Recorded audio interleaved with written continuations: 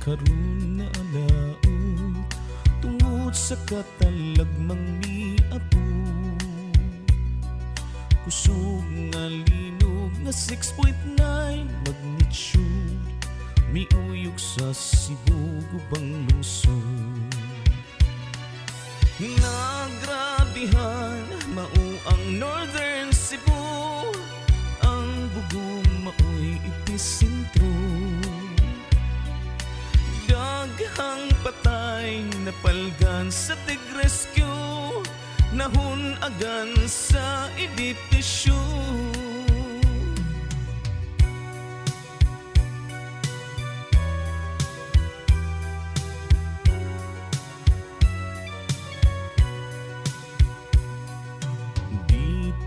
Usab sa lungsod sa Hagnaya, ang pantalan nila miunlod na.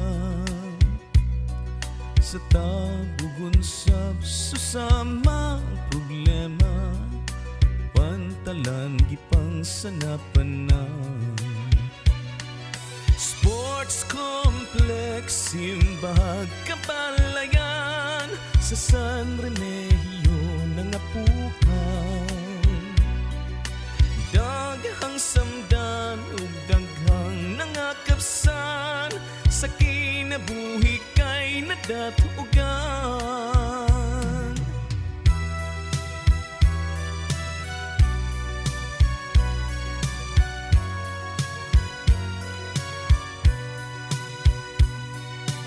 Ang Midilyen usa sa nagrabihan, daghang mga patay nga nakitaan, daghang nawad-an sa ilang Pinoy-anan, kapait sa ilang gidangatan. Ang tulganan nila ang dakong hawan, manulod sa plastikong mag-uwan. Ang sugod burbon, tuburan ug tabwelan, sa linog sad na apiktahan.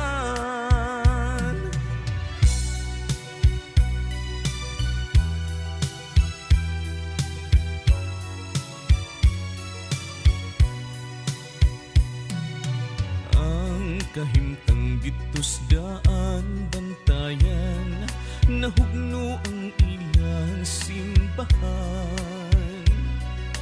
Ang kadalanan dili na maagian, kay nagubak ang sa dagpaytayan.